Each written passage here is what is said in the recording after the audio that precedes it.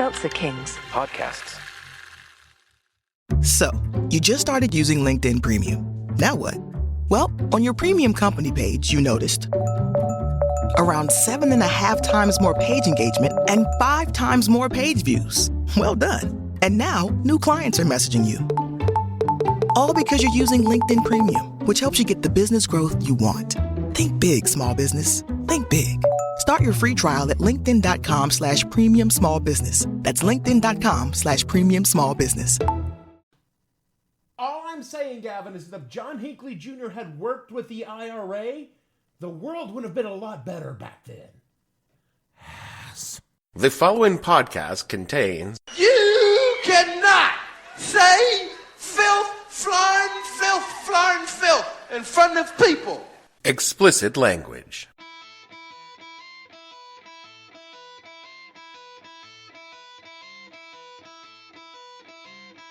Hello and welcome to the podcast that asks a simple question. We only had one shot to make that big impression, and you didn't even target practice. What the hell were you thinking? I'm your host, Dave Bledsoe. This is episode number 444, the Ron, John, and Jodie edition of the show, where we talk about that time in 1981 when John Hinckley Jr. missed his shot to become a legend. Stay tuned.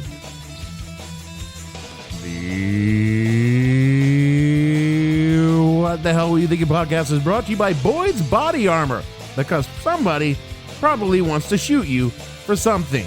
In this crazy country filled with guns, someone out there probably has a pretty good reason to shoot your ass. So stay protected with high-quality ballistic-resistant Kevlar from Boyd's. From levels 2 through 4, Boyd's can protect you from anything the person who wants to put a hole in your person can throw your way.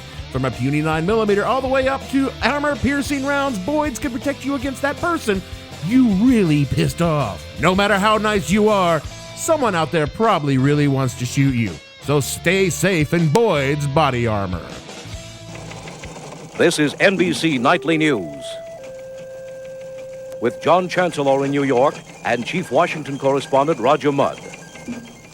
Good evening. Here's the latest. The president is still in surgery. His condition is described as good, and the doctors are optimistic. He was able to walk into the hospital under his own power, even though a single assassin's bullet had entered his left side and penetrated his left lung. The presidential press secretary, James Brady, was shot in the head and is in extremely critical condition. The outlook is not good. Chris Wallace reports from the George Washington University Hospital. I wasn't much of a ladies' man in my youth. What? No, really? Yeah, I know it's hard to imagine now because I'm so clever and funny.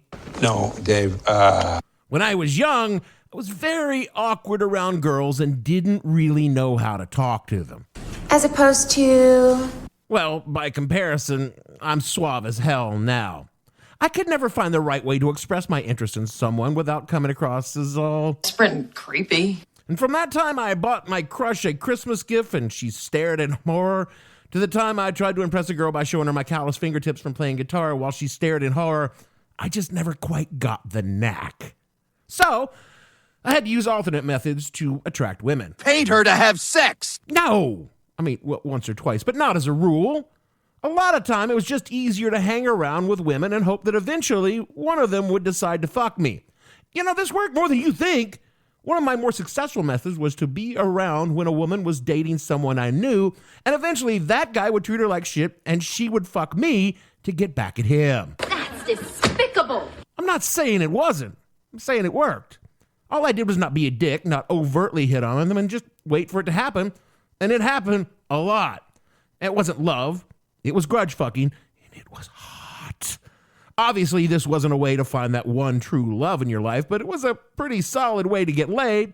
And because I wasn't known as a player, no one ever thought I was the standby dick she kept on hand for your inevitable fuck up. Jesus Christ, Dave. But like anyone else, I wanted to find that one love of my life, and from time to time, I had to set out to win the heart of a young lady. Being bad at this, I frequently found myself in what was and is called it's called the friend zone. Now today, I understand how completely fucked up that was. A man is not entitled to love or sex from a woman if she feels differently about him than he feels about her. That's some incel bullshit.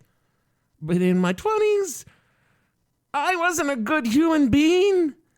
I mean, I fucked my friends' girlfriends, for Christ's sake. How good of a guy could I be? And when I was in the old friend zone, I would do almost anything to get that person I liked to like me back. It was sad, pathetic, and universally futile. I did some dumb things. I admit it. But hey, at least I never tried to shoot the president to get a girl to like me. Which brings me to this week's topic. When 43 years ago, the week this episode was recorded, John Hinckley Jr. shot Ronald Reagan to get Jodie Foster to like him. Before we can start with John, I guess I should talk about old you-know-who's first 100 days in office. Go ahead, say it. Ronald Reagan's.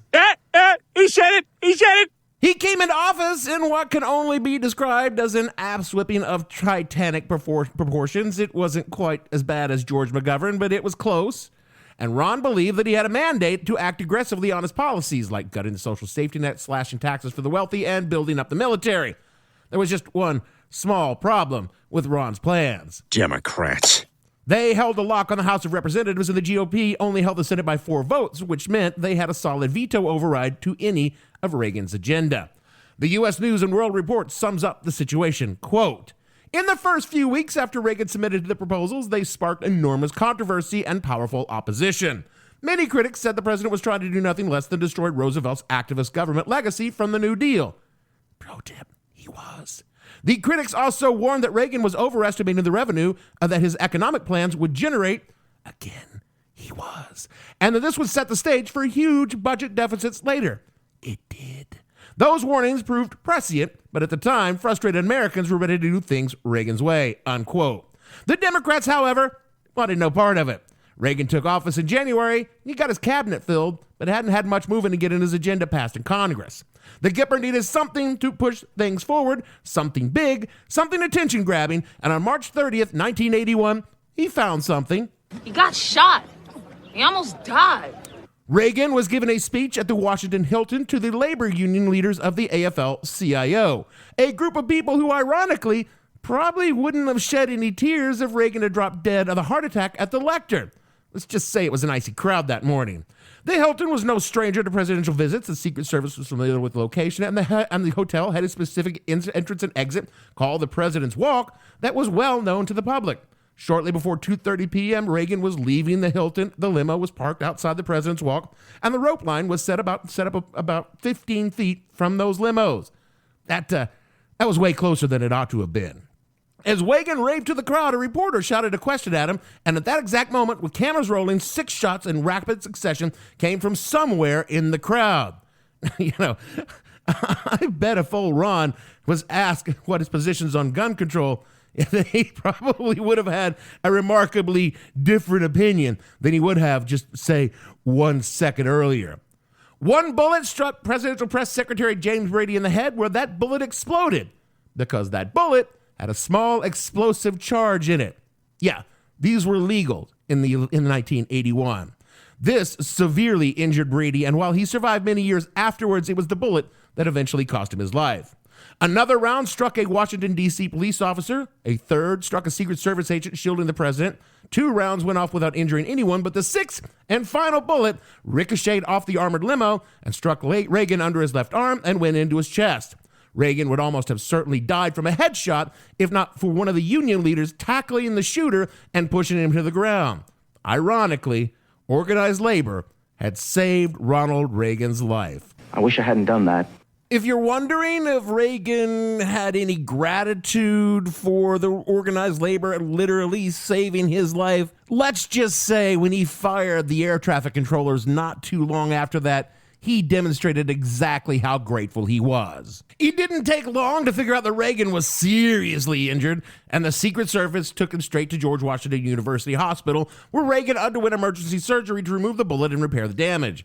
Reagan would spend 2 weeks in the hospital and was back in the Oval Office within a month. There's a whole lot of weird shit that went on besides the shooting. A lot of shenanigans in the White House. But this week, we're focusing not on the victim, but on the shooter, John Hinckley Jr. John Warnock Hinckley Jr. was born in Ardmore, Oklahoma, May 25th, 1955. Ardmore, Oklahoma, a town fuck all from nowhere in southern Oklahoma, which I did look up to see what it's all about today and promptly closed the tab out of boredom.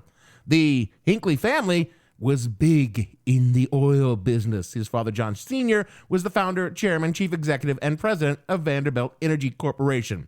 The family left Ardmore and moved to Dallas in 1959. Now, John Jr. would just miss being old enough to have to worry about going to Vietnam. Not that he would have had much to worry about being the son of a fucking oil baron. Upon graduating high school, he did what so many sons of rich fathers did. He half-ass attended college, in his case, at Texas Tech. Texas Tech, by the way, their little athletic slogan, guns up. Ah, foreshadowing. To say that John was not an enthusiastic student would be selling him short. He was a profoundly indifferent fuck-up, riding on daddy's money and pursuing his music. According to the Lubbock Centennial, Lubbock being where Texas Tech is located, quote, "The few persons in Lubbock who have known Hinckley say they're shocked. He kept to himself." They always keep to himself, says Beverly Macbeth. She attended junior and senior high school with Hinckley in Highland Park. Most people who went to high school with him probably wouldn't remember him because he was so low-key. Macbeth says Hinckley had few close friends, if any. She remembers him as a quiet, B-average student. He was quiet and reserved. Everybody always says that about people that shoot fucking presidents. He first entered Texas Tech in 1973 as a business administration major. He later switched to arts and science major and attended Tech as late as the first summer session of 1980 without obtaining a degree, university officials say. A photograph of Hinckley in the 1974 La Ventana Tech yearbook lists no club memberships at the university, unquote. He went to Los Angeles in 1975 to play music, but really what he did instead of playing music was write letters to his parents, asking for money and complaining about how hard things were in Los Angeles. But hey, at least he took the time to make up an imaginary girlfriend. Well, it does sound like something that you would do. All of my girlfriends were real, even the inflatable ones. Now, if all this sounds like typical rich kid douchebaggery, and it was, but also...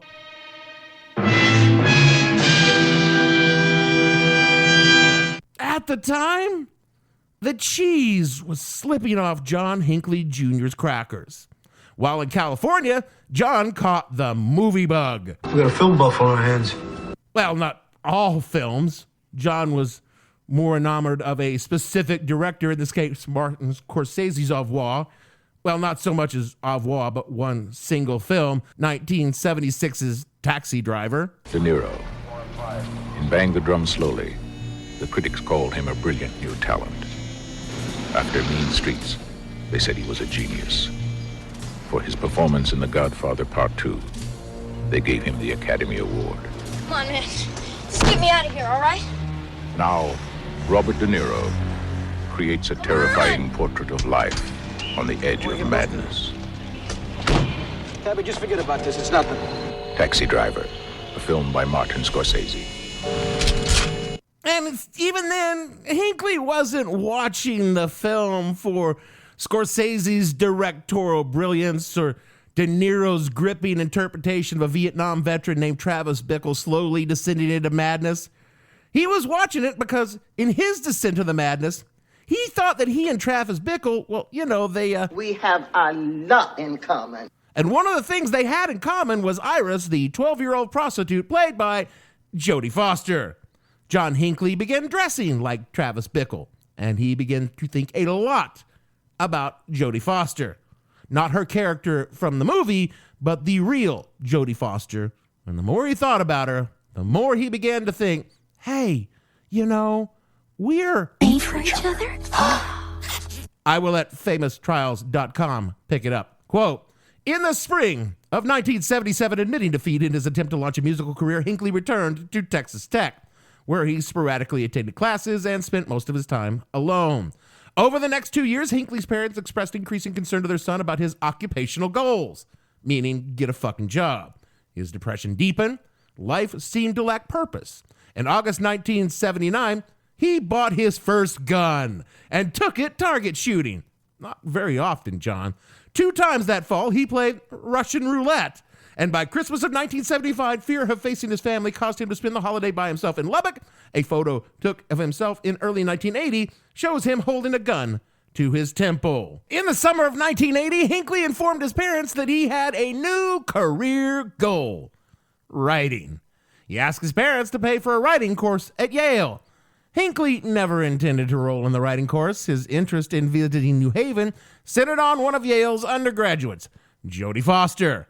With $3,600 of his parents' money and promising to work diligently at Yale, Hinckley set off for Connecticut on September 17th, unquote. You know, I once asked my folks to loan me about $500 for a writing class, and my mom sent me a coupon for 10% off on an intro course at Big Ed's Truck Driving and TV VCR Repair Academy. And in hindsight, she was right. I probably should have used that coupon. John did not attend the writing class at Yale. Big surprise there. But he was writing prolifically. It's just that he was penning love letters to Jodie Foster.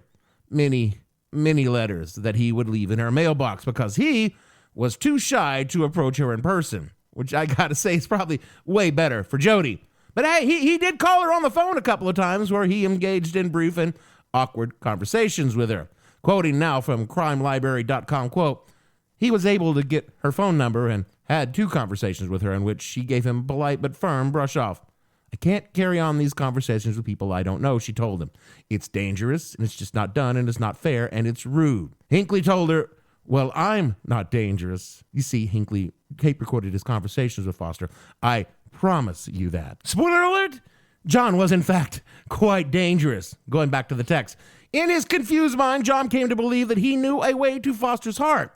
He would assassinate a president, thus proving his own importance and imitating Travis Bickle, who had intended to kill a presidential candidate, unquote. Of course, John didn't head straight to Washington, D.C. to find the president. No. He had some side trips to make. More from famous trials. Quote, for the next few weeks, Hinckley continued to fly frenetically around the country. He reappeared in New Haven, then flew to Lincoln, Nebraska on October 6th, where he hoped to meet with one of the leading ideologians of the American Nazi Party. Nothing changes.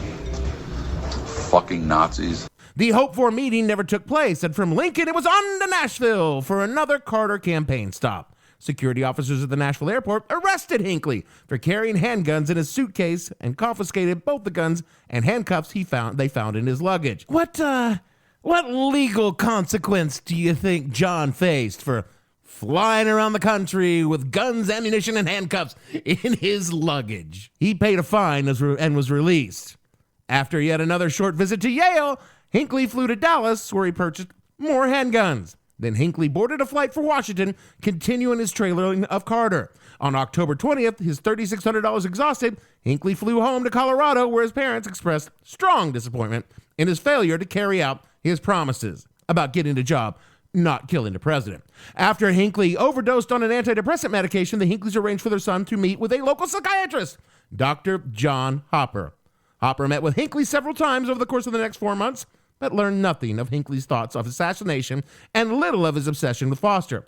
Hopper urged Joanne and Jack Hinckley to push John towards emotional and financial independence, unquote. This was the state of psychiatric medicine at the end of the 1970s.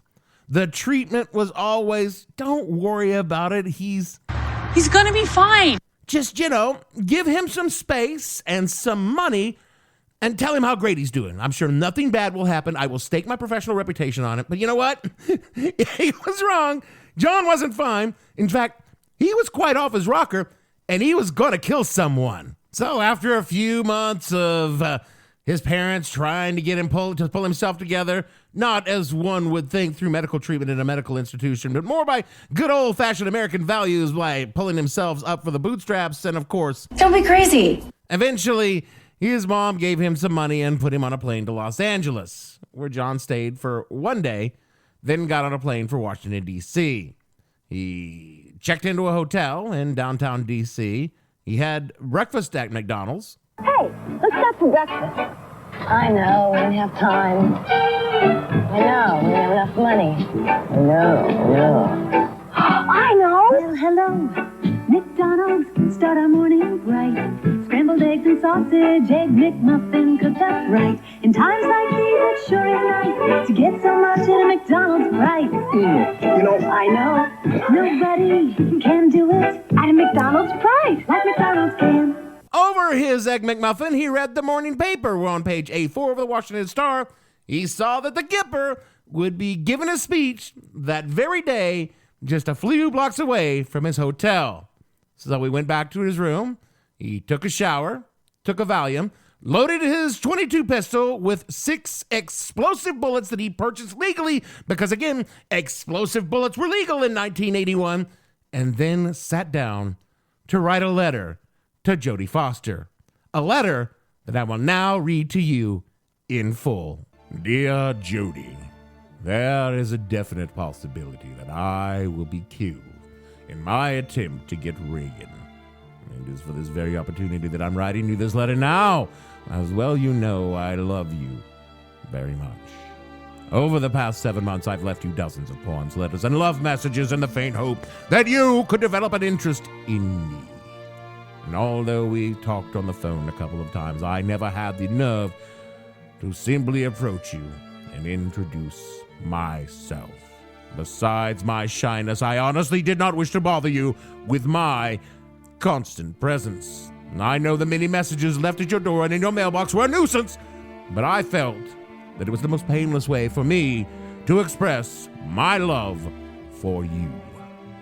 I feel very good about the fact that you at least know my name and know how I feel about you. And by hanging around your dormitory, I came to realize that I'm the topic of more than a little conversation, however full of ridicule it may be. At least you know that I'll always love you. Jodie, I would abandon this idea of getting Reagan in a second if I could only win your heart and live out the rest of my life with you, whether it be in total obscurity or whatever. I will admit to you that you're the reason I'm going ahead with this attempt now is because I just cannot wait any longer to impress you. I've got to do something now to make you understand in no uncertain terms that I am doing all of this for your sake. By sacrificing my freedom and possibly my life, I hope to change your mind about me. This letter is being written only an hour before I leave for the Hilton Hotel. Jodie, I'm asking you to please look in your heart and at least give me the chance with this historical deed to gain your respect and love. I love you forever, John Hinckley. As I've already explained how the shooting went down, I will now talk about the trial. You are well aware that John Hinckley Jr. was found legally insane. It's not a medical diagnosis, but a legal definition. PBS's Frontline explains the standard at the time of his trial.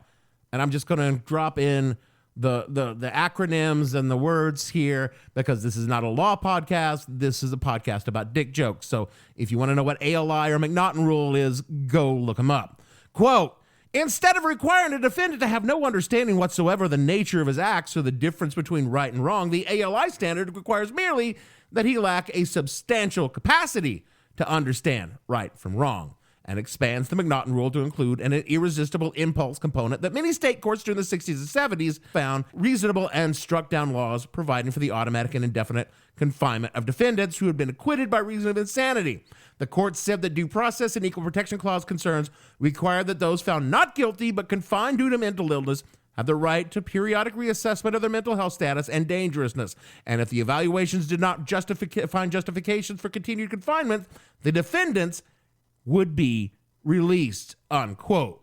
Meaning you went to jail for as long as you were crazy, and as soon as the doctor said you weren't crazy anymore, you got out.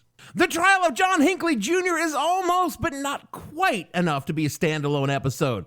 There's a lot that I want to include, but that would make this episode run into the 45-minute to an hour range, and honestly, I know all of you don't have that kind of tolerance for my voice. So I'm going to include some plum bits and wrap it up. More from famous trials, quote, all the government psychiatrists concluded that Hinckley was legally sane, that he appreciated the wrongfulness of his acts, which he almost certainly did, at the time of the shooting. All 3 defense psychiatrists, diagnosed Hinckley as psychotic and legally insane at the time of the shooting. Further evidence of the severity of Hinckley's mental problems came in May 2 days before his 26th birthday when he attempted suicide by overdosing on Valium. In November, he tried again, this time hanging himself in his cell window. Hinckley insisted that his lawyers get Jodie Foster to testify at his trial. If they didn't make every effort to do so, he said he would refuse to cooperate in his own defense. I'm not sure how John helping his own defense was actually going to help his defense. Eventually, Fuller arranged for Foster's lawyer to have the actress testify in closed session with only the judge, the lawyers, and Hinckley present. The tape could later be introduced into evidence at the trial. When Hinckley received the news, he excitedly told his parents, "Mom, Dad, I'll be right there in the same room." And on March 30th, 1982, authorities took Hinckley to the federal courthouse in Washington for Jodie Foster's videotape testimony. The testimony sorely disappointed Hinckley, who received not a single glance or word on his behalf from Foster. As Foster completed her testimony, Hinckley hurled a ballpoint pen at her and said, "I'll get you, Foster!" John Hinckley Jr., the original incel. And marshals surrounded Hinckley and hauled him from the room, unquote. After a lengthy trial, Hinckley was found not guilty by reason of insanity and sentenced to St. Elizabeth Hospital in Washington, D.C., until no longer deemed a threat to himself or others. And that, Pod Friends, is where he stayed until July of 2016, when it was out in the open that Reagan was dead and Jodie Foster was gay. I'm not saying that John Hinckley finding out that Jodie Foster was gay and had always been gay is the reason he suddenly got sane. I'm just saying it's a possibility. When he was released to the care of his mother with conditions like he had to get a job and he couldn't search for Jodie Foster on the internet. In July of 2022, he was released from all restrictions and was basically free to pursue his life as if he had never shot Ronald Reagan. Hinckley apologized to all the families of all those involved and even to Jodie Foster, who, again, he probably figured out was gay and was never going to date him in the first place. These days, John Hinckley Jr. is trying to pursue his career in music again. He released a record and naturally has a YouTube channel. Honestly, I took a listen. His music isn't bad. I'm just a lonely dreamer. People say I'm dreaming my life away. I'm just alone. I mean, John Hinckley Jr. isn't the strongest guitarist and singer, but the actual songs aren't bad. I'd buy them if someone else was singing and playing it. Sadly for John, he's had some trouble taking his music on tour because every time he tries to book a gig, it seems like the venue ends up canceling due to security concerns, which has led to John making the inevitable complaint of an aging boomer when denied something that they feel that they are entitled to. He told the New York Post, quote, "I think it's fair to say that I'm a victim of cancel culture," John Hinckley Jr. opined. "It keeps happening over and over again," unquote. That's not how it works. That's not how any of this works. You're not canceled, John. You shot Ronald Reagan. And honestly, the liberals, the people that do the canceling according to how boomers think cancel cultures work, love you for it, John. We love you for it. We think you did it. You think you could have done a better job, but we have no problems with you going out playing your music. You could even write songs about shooting Reagan, and we'd fucking buy them. This episode is brought to you by MeUndies. Underwear drawers are like the Wild West. You never know what you're going to pull out or what shape it's in. So upgrade your collection with the buttery soft comfort of MeUndies. MeUndies' signature fabric is as soft as a warm hug from your favorite sweater. Plus, it's breathable and oh so comfy, making it ideal for all-day wear. Get 20% off your first order, plus free shipping at MeUndies.com/Spotify with code SPOTIFY. That's MeUndies.com/Spotify, code SPOTIFY. Ryan Reynolds here from Mint Mobile. I don't know if you knew this, but anyone can get the same premium wireless for $15 a month plan that I've been enjoying. It's not just for celebrities. So do like I did and have one of your assistants switch you to Mint Mobile today. I'm told it's super easy to do at mintmobile.com/switch. Upfront payment of $45 for 3-month plan, equivalent to $15 per month required. Intro rate first 3 months only, then full price plan options available. Taxes and fees extra. See full terms at mintmobile.com. Sorry. I'm so going to get a visit from the Secret Service after this. Can you get a post-death president threat visit? Probably. because it might make them think that I'm threatening a future or a past president that might become a future one. And I'm not. There's little real difference between John Hinckley Jr. and, say, Mark David Chapman. We talked about Mark David Chapman in episode number 290. That's a plug. Because you see, both men had serious mental disorders. Hinckley's obsession with Jodie Foster's and Chapman's with John Lennon. And both men could have been helped if the people in their lives were paying closer, or more to the point, any at all attention at all. And if the medical system actually did something for them rather than treat them and street them. Both men had unfettered access to guns and lived in a society where no one seemed to care that these obviously disturbed men had guns. People knew they were crazy, people knew they had guns, and people just wanted them to do whatever it was they were going to do to someone else. And if all this sounds kind of familiar, I'd just like to point out that the exact same thing happens today, just on a larger scale with bigger guns and mostly in elementary schools. I don't know if John Hinckley Jr. knew what he was doing was wrong when he shot Reagan. I mean, I strongly suspect he did. He just had the money to hire good lawyers. But fuck, man, he shot the goddamn president. And you know what this country did? I'll tell you what they didn't do. They didn't change the gun laws. Oh, God, no. What they did was change the insanity defense laws to make it harder for crazy people to claim they were crazy when they did crazy things, but not harder for crazy people to get guns. Because America will do anything except the one thing that could actually make a difference by making it harder for people to get their hands on fucking guns. And we keep having the same tired argument about mental health whenever someone shoots up a school or a theater or wherever they're shooting up this week. And we just keep blaming all the death and blood on mental health. And it seems to me that the really crazy people are the ones who refuse to accept the reality of a broken gun culture. And no matter how many presidents get shot and how many children die, it's just going to keep on going that way. Which, when you think about it, makes them the crazy ones. But hey, at least they can still buy a gun. That is it for the show this week. Probably should have been a two-part series, but you know what? I just did a two-parter, and I got more multi-parters in the hopper, so I tried to keep it short this time around. There might be a related episode next week about all the shenanigans that went on for Reagan to shot, but honestly, probably not. I've been doing a lot of heavy shit lately, and it's time to lighten things up a bit. So, lighten up, rate and review us wherever you get your pods. Get us $1 on patreon.com/whatthehellpodcast. We're going to use that money to buy some John Hinckley Jr. records and then do all the things Jeremy tells you to do in the closing credits. Otherwise, he's not going to approve my expense request to the network for a summer writer's workshop residency at the University of Iowa. He'll just give me a coupon for Big Ed's Truck Driving Academy and TV VCR repair. I really wish my mom would stop talking to Jeremy. And so, for me, Dave, his palms are sweaty, his knees weak, arms are heavy, there's vomit on his sweater already, mom's spaghetti. Bledsoe, producer. He's nervous, but on the surface he looks calm and ready to drop bombs, but he keeps forgetting.